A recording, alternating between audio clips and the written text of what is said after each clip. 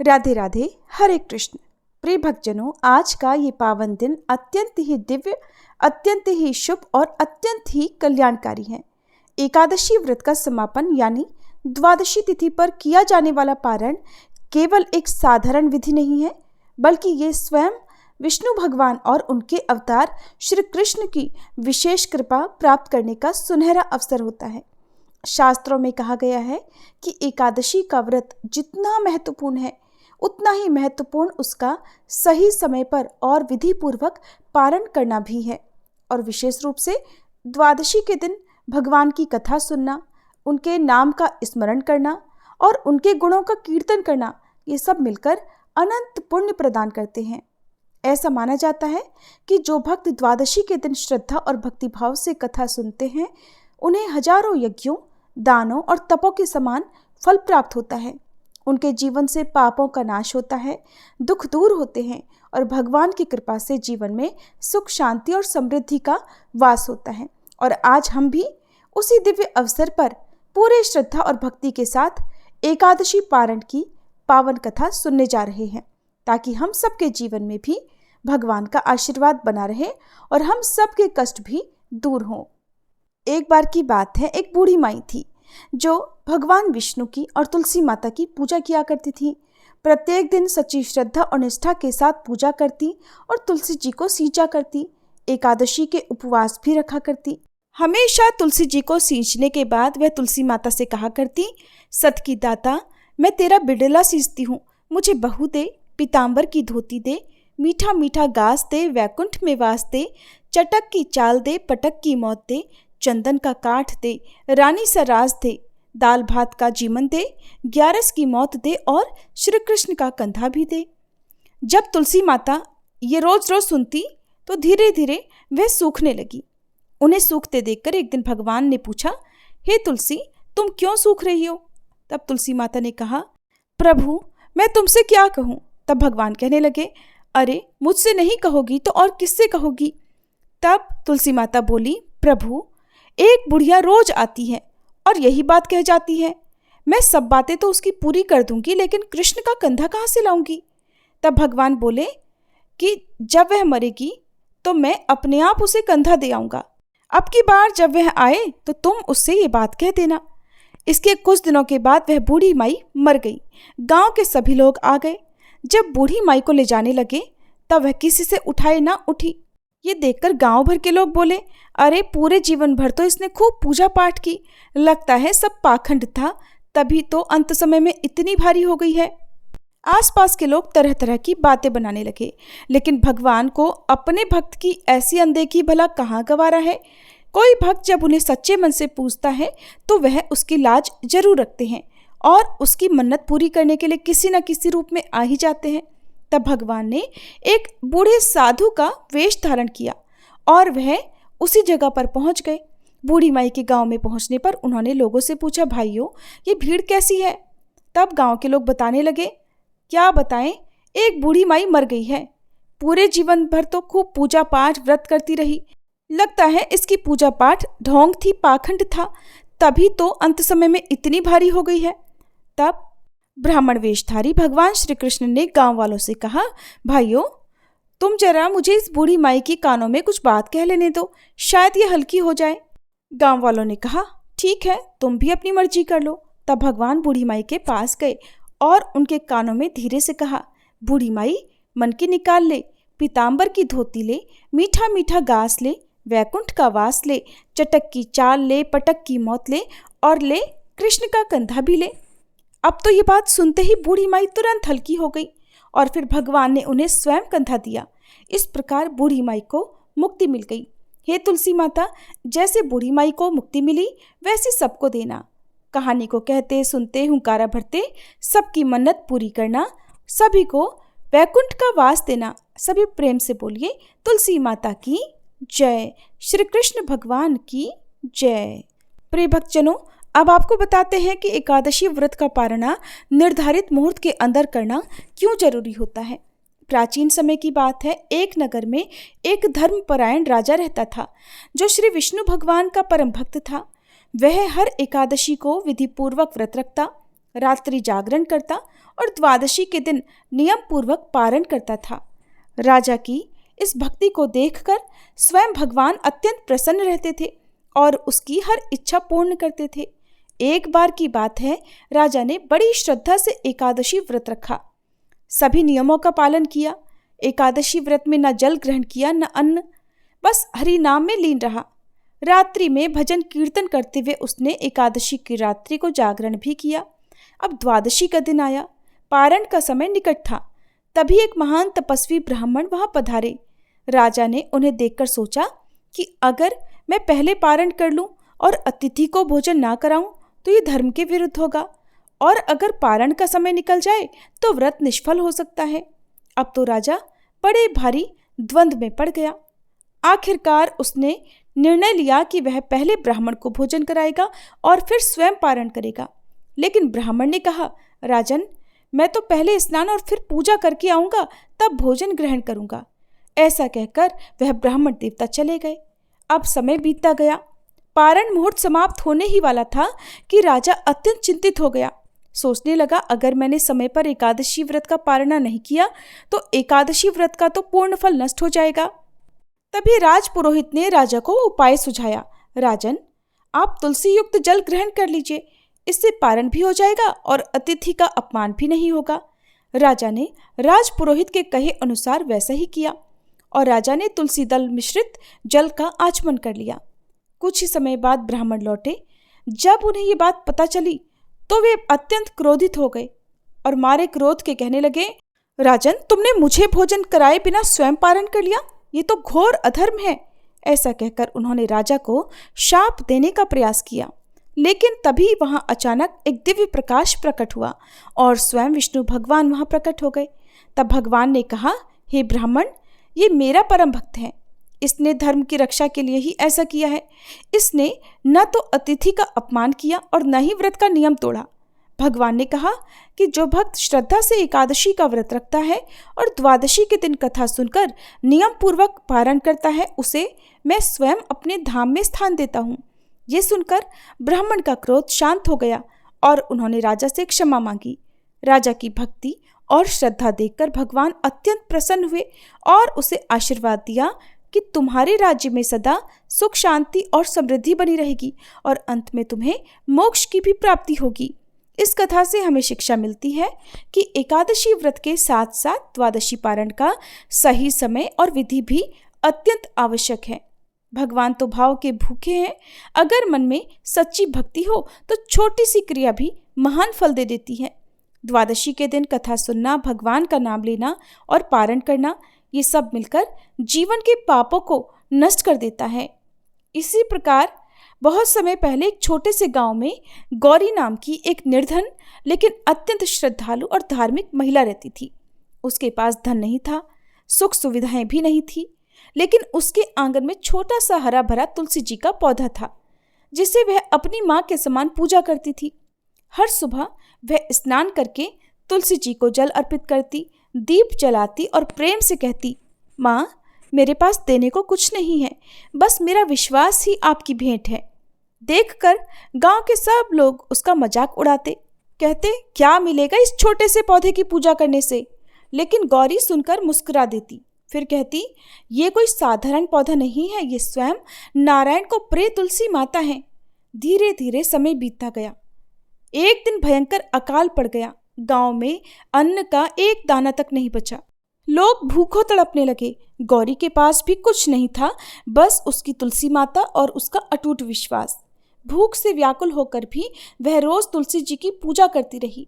फिर एक दिन उससे रहा नहीं गया और रोते रोते हुए उसने कहा, माँ, अब तो मेरे पास जल चढ़ाने की शक्ति भी नहीं बची, लेकिन मेरा विश्वास अब भी आप पर है। उस रात जब गौरी सो रही थी, तभी एक अद्भुत चमत्कार हुआ।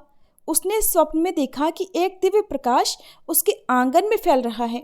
उस प्रकाश में से एक सुंदर तेजस्वी स्त्री प्रकट हुई। वह थी स्वयं तुलसी माता। तुलसी माता ने स्नेह से कहा, बेटी, तुम्हारी भक्ति ने मुझे प्रसन्न कर दिया है। तुमने कभी स्वार्थ नहीं रखा, कभी शिकायत नहीं की। अब समय है कि तुम्हारे दुख समाप्त हों। अगली सुबह जब गौरी की आंख खुली तो उसने देखा कि जहां उसकी तुलसी माता थी उसके पास एक छोटा सा पात्र रखा था जिसमें स्वर्ण और बहुत सारा अन्न भरा हुआ था। गौरी की आंखों से आंसू बहने लगे। माँ, आपने मेरी पुकार सुन ली, लेकिन चमत्कार यहीं पर समाप्त नहीं हुआ। उसने उस अन्न को केवल अपने लिए ही नहीं रखा बल्कि पूरे गांव भर में बांट दिया। और अगले ही दिन आसमान में काली काली घटाएं घिराई। देखते ही देखते वर्षा हो गई।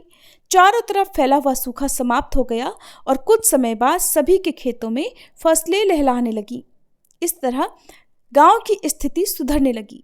अब लोगों को समझ आ गया कि सच्ची भक्ति और निस्वार्थ प्रेम ही सबसे बड़ी शक्ति है।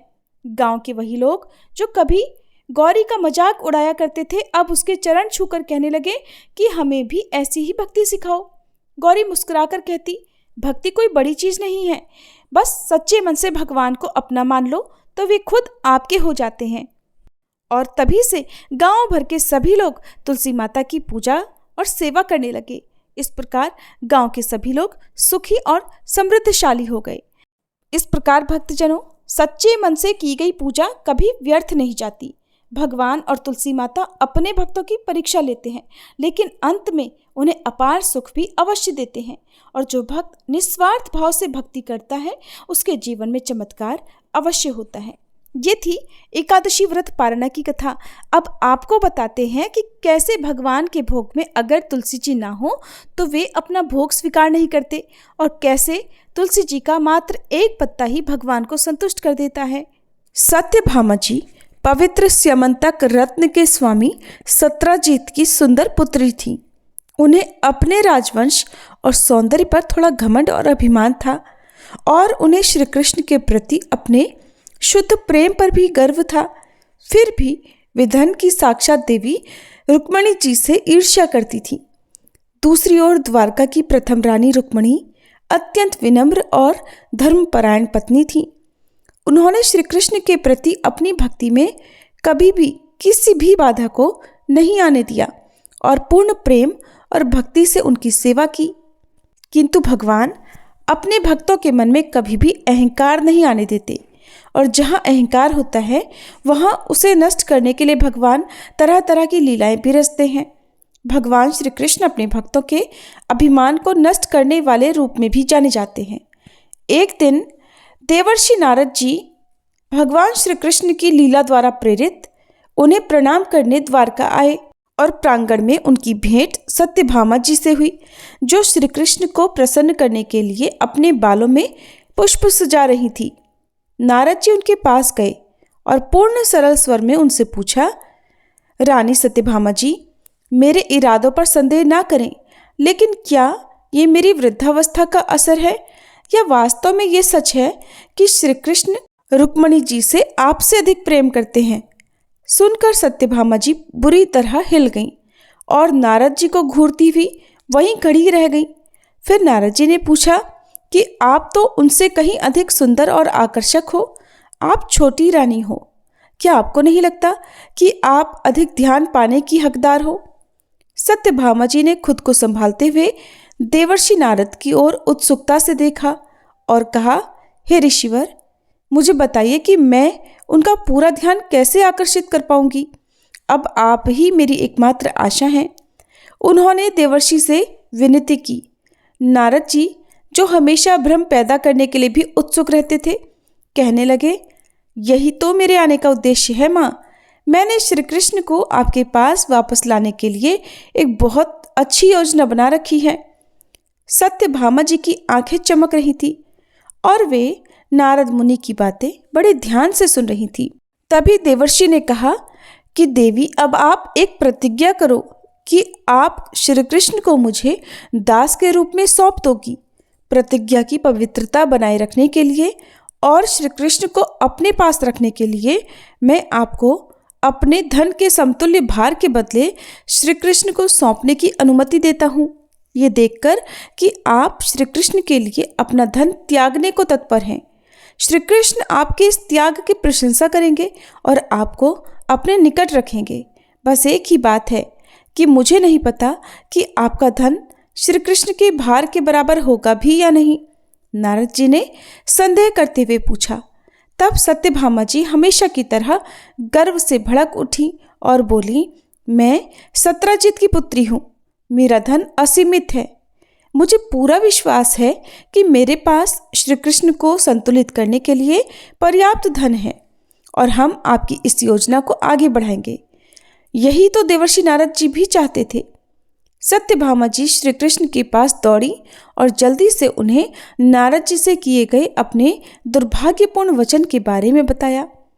श्री कृष्ण ने धैर्यपूर्वक उनकी बातें सुनी और फिर बड़ी विनम्रता से सिर हिलाया। सत्यभामा जी ने अब अपने एक सेवक को अनाज और किराने का सामान तौलने के लिए इस्तेमाल होने वाला बड़ा तराजू लाने का आदेश दिया। उन्होंने खजाने के रखवाले को अपने सभी गहने और सोना भव्य दरबार में लाने के लिए भी भेजा और श्री कृष्ण को धीरे से अपने साथ लेकर वह दरबार में गई। सभी मंत्री दरबार के बीचों बीच रखे तराजू को घूर रहे थे। वे नहीं जानते थे कि अब आगे क्या होने वाला है। जब उन्होंने सोने से भरे बक्से एक के बाद एक अंदर ले जाते हुए देखा तो उनके मुंह खुले रह गए। श्री कृष्ण पूरे समय मौन रहे। दरबार में आश्चर्य का इतना शोर था कि श्री कृष्ण की अन्य रानियां भी अपने अंतःपुर से मुख्य दरबार की ओर दौड़ पड़ी। सभी दरबारियों के बीच और स्वयं श्री कृष्ण की उपस्थिति में सत्यभामा जी ने श्री कृष्ण को नारद जी को दान में दे दिया।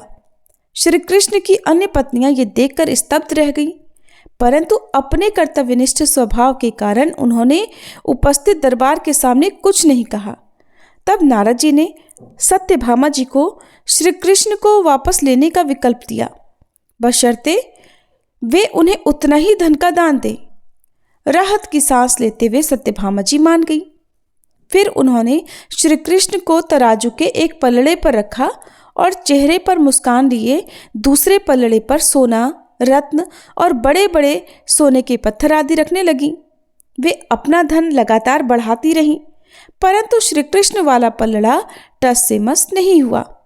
नारद जी उन्हें लगातार चेतावनी देते रहे, हे देवी, याद रखो, यदि आप मुझे पर्याप्त धन नहीं दोगी तो श्री कृष्ण सदैव के लिए मेरे दास बन जाएंगे और मैं उन्हें जैसे चाहूं, जिसे चाहूं उसे सौंप सकता हूं। सत्यभामा जी सुनकर घबरा गई और अपना स्वाभिमान त्याग कर श्री कृष्ण की अन्य पत्नियों से अपने गहने देने की विनती करने लगी ताकि वे भी श्री कृष्ण को अपने पास ही रख सकें। अपने स्वामी के प्रति भक्ति भाव से प्रेरित होकर अन्य पत्नियों ने अपने शरीर से सोने के सारे गहने आभूषण उतार कर दे दिए, यहाँ तक कि वे केवल मंगलसूत्र ही पहने रहीं। लेकिन फिर भी तराजू में कोई हलचल ही नहीं हुई। श्री कृष्ण, जो हमेशा चतुर ग्वाले की तरह व्यवहार करते थे, कहने लगे, देखो देवी सत्यभामा, तुम्हारी इस मूर्खतापूर्ण प्रतिज्ञा के कारण मुझे अब देवर्षि नारद जी का दास बनना पड़ रहा है। सत्यभामा जी कुछ बोल ही नहीं पाई। तभी श्री कृष्ण ने कहा, रुक्मणी जी से क्यों नहीं पूछती? वो हमें इस विकट परिस्थिति से निकाल ही सकती हैं।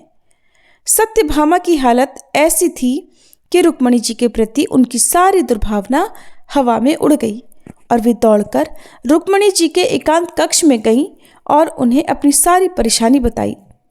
हमेशा शांत रहने वाली रुक्मणी जी सब बात सुनकर घबराई नहीं और सत्यभामा जी के साथ चली गई। रास्ते में वे पवित्र तुलसी वन के मैदान से गुजरी और तुलसी जी का एक पत्ता तोड़कर वे दरबार की ओर चल पड़ी। वे बहुत धीरे से तराजू के पास गई जिस पलड़े में सारे गहने आभूषण रखे थे। उन्होंने वे गहने आभूषण वहां से उतरवाए और श्री कृष्ण से प्रार्थना करते हुए तुलसी का एक पत्ता उन्होंने उस खाली पलड़े पर रख दिया। तभी अद्भुत चमत्कार हुआ। जिस पलड़े पर श्री कृष्ण विराजमान थे वह पलड़ा एकदम ऊपर की ओर उठ गया और फिर ये देखकर सत्यभामा जी चौंक गई, हैरान हो गई। उन्होंने श्री कृष्ण से इस बारे में पूछा। तब श्री कृष्ण ने मुस्कुराते हुए उनसे कहा, देवी, अपने धन को हटाकर देखो। चेहरे पर अत्यंत संदेह का भाव लिए उन्होंने अपना सारा धन उसी समय त्याग दिया, यहाँ तक कि पलंग पर केवल तुलसी का पत्ता ही शेष रह गया। फिर भी उसका भार श्री कृष्ण से अधिक ही था। वह स्तब्ध और विनम्र हो उठी। श्री कृष्ण ऊंचे पलड़े से नीचे कूदे और उनके पास आए। बोले, देवी सत्यभामा, आपने अपना सारा धन मुझे दे दिया, परंतु उस अर्पण में कोई भक्ति नहीं थी, केवल अधिकार का भाव था। जब आपने इस विचार से अर्पण किया तो उसका मूल्य क्षीण हो गया और वे सांसारिक वस्तुएं बन गईं। दूसरी ओर देवी रुक्मणी ने केवल तुलसी का पत्ता ही अर्पित किया, परंतु इसके पीछे उनकी मंशा नेक थी। उन्होंने मेरे प्रति अत्यंत प्रेम और भक्ति से वह तुलसी पत्र मुझे अर्पण किया और वह एक ही पत्ता मुझे अपेक्षा से अधिक प्रसन्न करने के लिए पर्याप्त था। याद रखिए, अर्पण मायने नहीं रखता, बल्कि वह प्रेम और भक्ति मायने रखती है जिसके साथ आप उसे अर्पित करते हो। फिर सत्यभामा जी को दरबार में अचंभित छोड़कर श्री कृष्ण अपनी अन्य पत्नियों के साथ अपने कक्ष में वापस लौट गए। उधर नारद जी की ओर मुड़कर, जिनकी आंखें आंसुओं से चमक रही थी, सत्यभामा जी ने कहा, देवर्षि, आज मुझे ये कठिन पाठ सिखाने के लिए धन्यवाद। मैं भगवान के प्रति भक्ति और प्रेम की शक्ति को अब कभी भी कम नहीं आंकूंगी। देवर्षि ने सिर हिलाया और अपने विशिष्ट गीत नारायण नारायण के साथ वे वापस चले गए। सत्यभामा जी की लीला यहीं समाप्त होती है और फिर मंदिर में भगवान को तुलसी भारम अर्थात तुलसी पत्र अर्पित करने की नई परंपरा शुरू होती है। लेकिन हम सबको ध्यान रखना चाहिए कि चढ़ावों का मूल्य उतना महत्वपूर्ण नहीं है जितना कि उन्हें ईश्वर को अर्पित करने का प्रेम और उसके पीछे छुपा भक्ति भाव। अंततः प्रेम ही ईश्वर है। ये थी द्वादशी तिथि के दिन सुनी जाने वाली कुछ पावन कथाएं। आशा करती हूँ आपको ये कथाएं पसंद आई होगी। अगर अच्छी लगी हो तो वीडियो को लाइक करके कमेंट बॉक्स में तुलसी माता की जय जरूर लिखिएगा। अब सुनिए श्री तुलसी चालीसा पाठ और तुलसी माता की आरती। जय जय तुलसी भगवती सत्यवती सुखदानी, नमो नमो हरिप्रेसी श्री वृंदा गुणखानी। श्री हरिशीष विरजनी देहु अमर वर अम्ब, जनहित हे वृंदावनी अब न करहु विलंब। धन्य धन्य श्री तुलसी माता, महिमा अगम सदा श्रुति गाता। हरि के प्राण हो से तुम प्यारी, हरहि हेतु कीन्हो तप भारी। जब प्रसन्न है दर्शन दीन हो, तब कर जोरी विनय उस कीन हो। हे भगवंत कंत मम होहु, दीन जानि जानि छाड़हु छोहु। सुनी लक्ष्मी तुलसी की बानी, दीन हो श्राप कध पर आनी। उस अयोग्य वर मांगन हारी, हो बिटप तुम जड़ तनुधारी। सुनि तुलसी ही श्रव्योत ही ठामा, करहु वास तुहु नीचन धामा। दियो वचन हरि तब तत्काला, सुनहु सुमुखी जानी होहु बिहाला। समय पाई ब्योहरो पाति तोरा, पूजहि आस वचन सत मोरा। तब गोकुल मह गोप सुदामा, तासु भई तुलसी तू बामा। कृष्ण रास लीला के माही, राधे शक्यो प्रेम लखि नाही। दियो श्राप तुलसी तत्काला, नर लोक ही तुम जन्महु बाला। यो गोप वह दानव राजा, शंख चूर्ण नामक शिर ताजा। तुलसी भई तासु की नारी, परम सती गुण रूप अगारी। अस द्वै कल्प बीत जब गयहु, कल्प तृतीय जन्म तब भयहु। वृंदा नाम भयो तुलसी को, असुर जलंधर नाम पति को। कर अति द्वंद अतुल बल धामा, कीन्हा शंकर से संग्रामा। जब निज सैन्य सहित शिव हारे, मरहि न तब हर हर ही पुकारे। पतिव्रता वृंदाती नारी, को न सके पति ही संहारी। तब जलंधर ही भेष बनाई, वृंदा ढिग हरि पहुँचो जाई। शिव हित लहि करि कपट प्रसंगा, कियो सतेत्व धर्म तो ही भंगा। भयो जलंधर कर संहारा, सुनी उर शोक उपारा। तिह क्षण दियो कपट हरि टारी, लखि वृंदा दुख गिरा उचारी। जलंधर जस हत्यो भीता, सोई रावण तस हरहि सीता। अस प्रस्तर सम हृदय तुम्हारा, धर्म खंडी मम पति संहारा। यही कारण लहि श्राप हमारा, होवे तनु पाषाण तुम्हारा। सुनि हरि तुरत ही वचन उचारे, दियो श्राप बिना विचारे। लख्यो ना निज करतूत पति को, छलन चाहियो जब पार्वती को। जड़ मति तुह अस हो जड़ रूपा, जग में तुलसी बिटप अनूपा। धग्व रूप हम शालिग्रामा, नदी गंडकी बीच ललामा। जो तुलसी दल हम ही चढ़ई है, सब सुख भोग परम पद पई है। बिनु तुलसी हरि जलत शरीरा, अतिशय उठत शीश उर पीरा। जो तुलसी दल हरि शिर धारत, सो सहस्त्र घट अमृत डारत।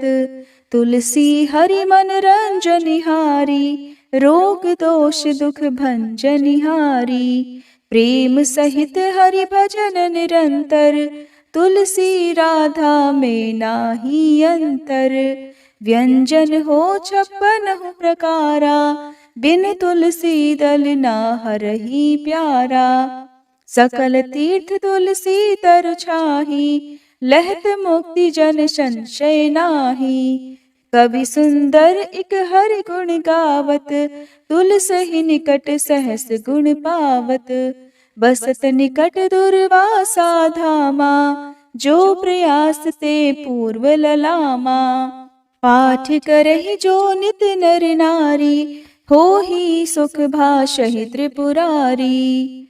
तुलसी चालीसा पढ़ी तुलसी तरु गृहधारी, दीप दान करी पुत्र फल पावहि बंध्यहु नारी। सकल दुख दरिद्र हरिहार हुए परम प्रसन्न, आशय धन जन लड़ही कर बसहि पूर्णा अत्र। लाही अभिमत फल जगत, महिलाहि पूर्ण सब काम। जेई दल अर्पहि तुलसी, तह सहस बसहि हरि राम। तुलसी महिमा नाम लख, तुलसी सूत सुख राम। मानस 40 रच्यो, जग मह तुलसीदास। तुलसी महारानी नमो नमो, हर की पटरानी नमो नमो। तुलसी महारानी नमो नमो, धन तुलसी पूरण तप कीनो। शालिग्राम बनी पटरानी नमो नमो। तुलसी महारानी नमो नमो, हर की पटरानी नमो नमो। जाके पत्र मंजरी कोमल, श्रीपति कमल चरण लपटानी नमो नमो। तुलसी महारानी नमो नमो, हरि की पटरानी नमो नमो। कौन महीने बोई रानी तुलसा, कौन महीने हुई हरियाली नमो नमो। तुलसी महारानी नमो नमो, हर की पटरानी नमो नमो। कौन महीने हुई तेरी पूजा, कौन महीने हुई पटरानी नमो नमो। तुलसी महारानी नमो नमो। आषाढ़ मास में बोई रानी तुलसा, सावन महीने हुई हरियाली नमो नमो। तुलसी महारानी नमो नमो, हरि की पटरानी नमो नमो। कार्तिक मास में हुई तेरी पूजा, मंगसिर मास हुई पटरानी नमो नमो। तुलसी महारानी नमो नमो, हर की पटरानी नमो नमो। धूप दीप नैवेद्य आरती, पुष्पन की वर्षा बरसानी नमो नमो। तुलसी महारानी नमो नमो, हर की पटरानी नमो नमो। 56 भोग 36 व्यंजन, बिन तुलसी हरि एक न मानी, नमो नमो तुलसी महारानी, नमो नमो हरि की पटरानी, नमो नमो। जो तुलसी को सवेरे गाए, श्री कृष्ण के दर्शन पाए, नमो नमो तुलसी महारानी, नमो नमो हर की पटरानी, नमो नमो। जो तुलसी को दोपहर गाए, खीर खांड का भोग लगाए, नमो नमो तुलसी महारानी, नमो नमो हर की पटरानी, नमो नमो। जो तुलसी को सांझ को गाए, श्री कृष्ण की आरती उतारे, नमो नमो तुलसी महारानी, नमो नमो हर की पटरानी, नमो नमो। जो तुलसी को रात को गाए, श्री कृष्ण के चरण दबाए, नमो नमो तुलसी महारानी, नमो नमो हर की पटरानी, नमो नमो। सब सखी मैया तेरो यश गावे, भक्ति दान दी जय महारानी, नमो नमो तुलसी महारानी, नमो नमो हर की पटरानी, नमो नमो तुलसी महारानी, नमो नमो हर की पटरानी, नमो नमो।